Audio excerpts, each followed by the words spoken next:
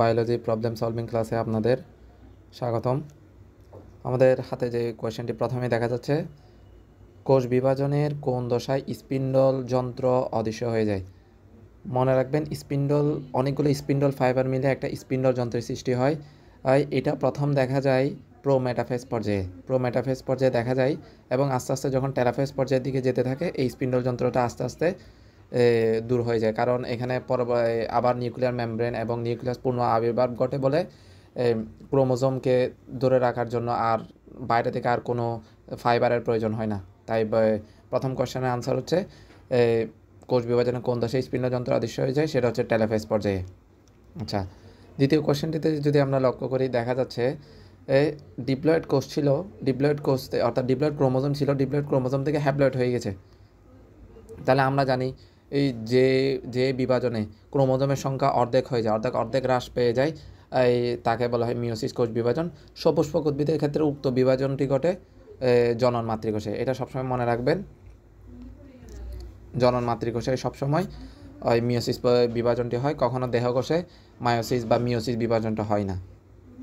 আচ্ছা, 3 নম্বর কোশ্চেন দেখা যাচ্ছে, জননক্ষম জীবের দৈহিক বৃদ্ধি ও বংশধর সৃষ্টিতে উদ্দীপকের প্রক্রিয়া এম ও এন পরস্পর নির্ভরশীল।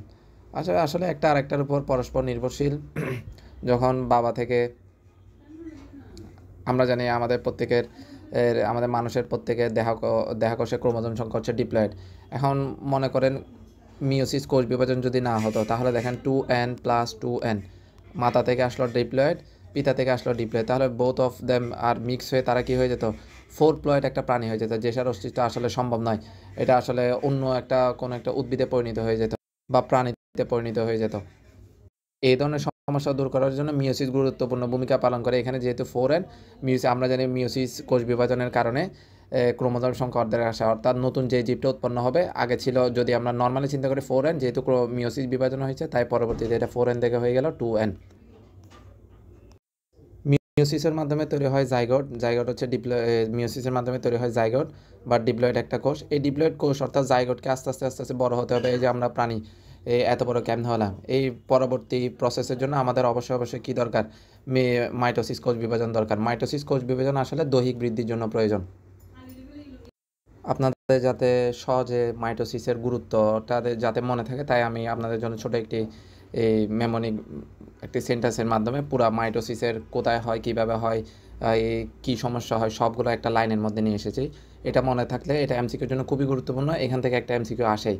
এই সেন্টেন্সটা যদি আপনারা ভালো করে পড়েন, তাহলে অবশ্যই মাইটোসিস নিয়ে আপনাদের পুরো একটা ধারণা, একটা বেসিক ধারণা ক্লিয়ার হয়ে যাবে। তাহলে আপনার সেন্টেন্সটি হচ্ছে, মনে রাখবেন, দেবযানী কোটি টাকায় পুনরায় ক্ষতিগ্রস্ত, দিয়ে হয় দেহ গঠন ও দৈহিক বৃদ্ধি। মাইটোসিসের মাধ্যমে দেহ গঠন ও দৈহিক বৃদ্ধি হয়। বংশবৃদ্ধি হয় আসলে নিম্ন শ্রেণীর প্রাণীতে, বংশবৃদ্ধি হয় মাইটোসিস প্রক্রিয়ায়।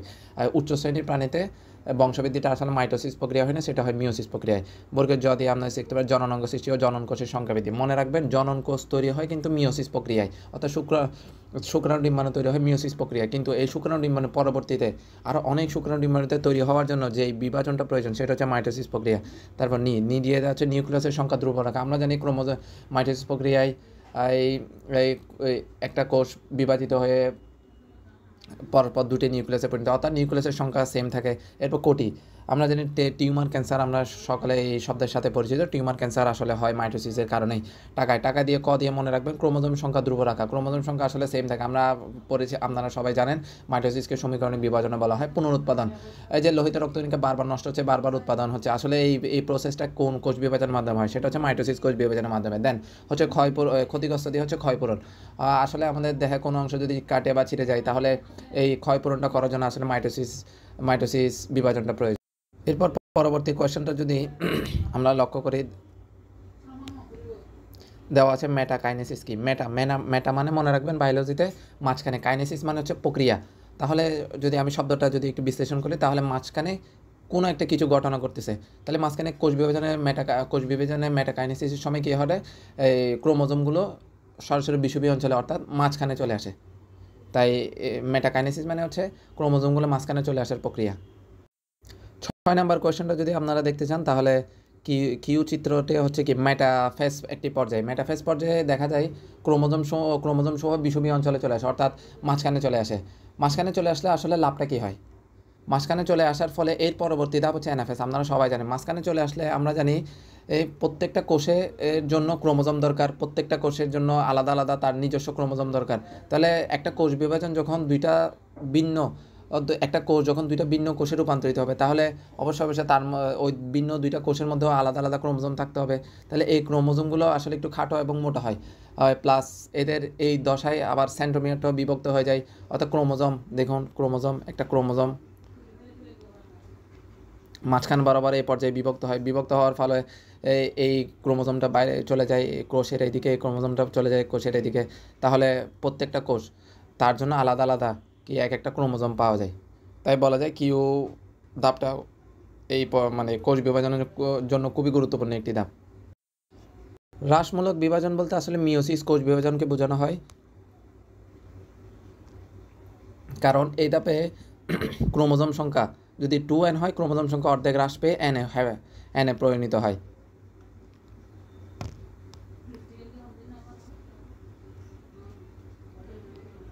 এনে পরিণত হয় জাস্ট নর্মালি জাস্ট ক্রোমোজোমের সংখ্যা হ্রাস পায় বলেই একে হ্রাসমূলক বিভাজন বা মিওসিস কোষ বিভাজনে বলা হয়।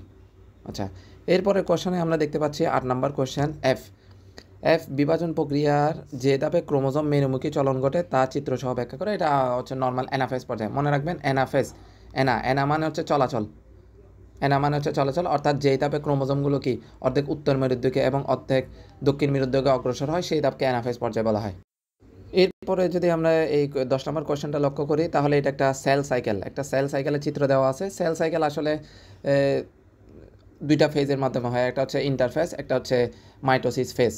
ইন্টারফেজে 3টা দশা রয়েছে, একটা হচ্ছে G1, দেন G2, দেন হচ্ছে S, দেন হচ্ছে G2, এরপর হচ্ছে মাইটোসিস। আসলে এই ধাপে কোনো তেমন বিভাজন কিছু হয় না। এই ধাপে জাস্ট ডিএনএ, আরএনএ সব সিনথেসিস হয়, অর্থাৎ নতুন নতুন ডিএনএ তৈরি হয়। এখানে এই ধাপে আসলে নতুন কোনো কোষের সৃষ্টি হয় না, তাই এই ধাপে মায়োসিস ঘটে না।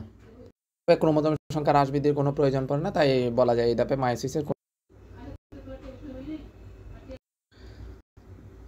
আচ্ছা, কায়োজোমা জিনিসটা হচ্ছে ক্রোমোজোমের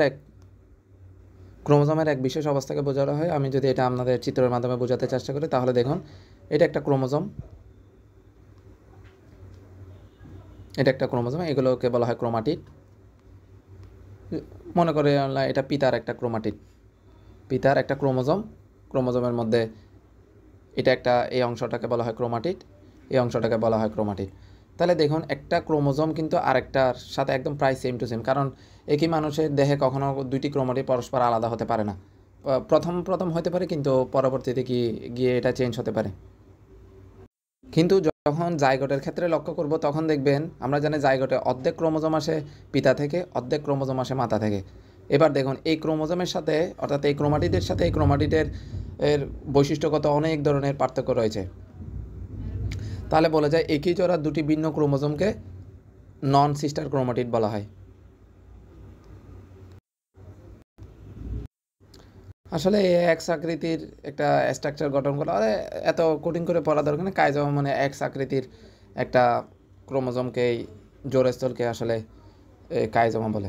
আচ্ছা, এরপরে কোশ্চেনটা যদি আমরা লক্ষ্য করি, কোষ বিভাজনের কোন ধাপে নিউক্লিয়ার মেমব্রেন বিলুপ্ত হয়। আসলে প্রোফেজে শুরু হয়, মেটাফেজেও আসলে চলতে থাকে, একদম শেষের দিকে প্রোমেটাফেজে চলতে থাকে। মেটাফেজে একদম শেষের দিকে গিয়েই আসলে কি নিউক্লিয়ার পর্দা এবং নিউক্লিয়াস এর বিলুপ্ত ঘটে। তাহলে আনসার হচ্ছে সি।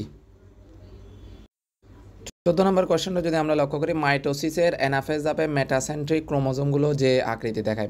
মেটা মানে আগেই বলেছিলাম, মেটা মানে হচ্ছে মাঝখানে, আর সেন্ট্রিক মানে হচ্ছে কি, মেটা মানে হচ্ছে মাঝখানে, মেটাসেন্ট্রিক মানে হচ্ছে মাঝখানে ওই সেন্ট্রোমিয়ারটা অবস্থান করবে। দেখুন একটা ক্রোমোজোম যদি আমি এভাবে দিই, এই বাহুটা আছে এখানে, এই বাহুটা আছে এখানে, অর্থাৎ দুইটা বাহুর ঠিক মাঝখানে কিন্তু এই সেন্ট্রোমিয়ারটা আছে বলেই তাই একে মেটাসেন্ট্রিক ক্রোমোজোম বলা হয়। মেটাসেন্ট্রিক ক্রোমোজোম দেখতে আসলে বি আকৃতির দেখা হয়। বিটা হচ্ছে মেটাসেন্ট্রিক, দেন যেটা হচ্ছে অ্যাক্রো, দেন হচ্ছে মেটা, সাবমেটা, অ্যাক্রো, টেলো। আচ্ছা, এরপরে কোশ্চেনটাকে দিকে যদি আমরা লক্ষ্য করি, তাহলে বলা হচ্ছে নিচের কোন ধাপে ক্রোমোজোমগুলো মেরুমুখী চলন হয়। আগে বলেছিলাম এনা মানে হচ্ছে কি চলন, আর ফেজ মানে হচ্ছে দশা, অর্থাৎ যে ধাপে ক্রোমোজোমগুলো দৌড়াদৌড়ি হাঁটাহাঁটি করতে থাকে সেই ধাপকে আসলে কি অ্যানাফেজ পর্যায়ে বলা হয়। তারপর 17 নম্বর কোশ্চেনটার দিকে আমরা যদি লক্ষ্য করি, দুটি ক্রোমোজোমের মধ্যে অংশ বিনিময় বিনিময়ের ফলে এক্স চিহ্নের মতো আকৃতি সৃষ্টি হয়। এক্স চিহ্নের মতো আকৃতি সৃষ্টি হয় মানে হচ্ছে কি প্যাকাইটিন একটা অবস্থা। আচ্ছা ঠিক আছে। সেন্ট্রোমিয়ারের পূর্ণ বিভাজন ঘটে নিচের কোন ধাপে? সেন্ট্রোমিয়ারের পূর্ণ বিভাজন ঘটে আসলে অ্যানাফেজ পর্যায়ে। অ্যানাফেজ পর্যায়ে আসলে সেন্ট্রোমিয়ার দুইটা কি অ্যানাফেজ পর্যায়ে না মেটাফেজ পর্যায়ে আসলে সেন্ট্রোমিয়ার দুইটা আলাদা আলাদা ভাগ হয়ে যায়। অ্যানাফেজ পর্যায়ে একটা আলাদা আলাদা সেন্ট্রোমিয়ার আলাদা আলাদা ক্রোমোটিন নিয়ে কি তারা কি এই কোষের বিপরীত মেরুতে দৌড়াদৌড়ি করে। নিউক্লিয়ার বিভাজন, নিউক্লিয়াস মানে মনে রাখবেন ক্যারিওকাইনেসিস অর্থাৎ ক্যারিওকাইনেসিস মানে হচ্ছে নিউক্লিয়ার বিভাজন। 20 নম্বর কোয়েশনের দিকে যদি আমরা লক্ষ্য করি, এই মাইটোসিসের মেটাফেজ দশা ক্রোমোজোমগুলো মনে রাখবেন। মাইটোসিসের মেটা মানে মনে রাখবেন মাঝখানে, মেটা মানে মনে রাখবেন মোটা। যে কোনো মানুষ যদি মোটা হয় সে অবশ্যই কাটা হবে। তারপর বিষুবীয় প্লেট থাকে, আসলে বিষুবীয় প্লেট বলতে কিছু থাকে না, মেটাকাইনেসিস ঘটে। তাহলে আনসার হচ্ছে 1 এবং 3। ধন্যবাদ।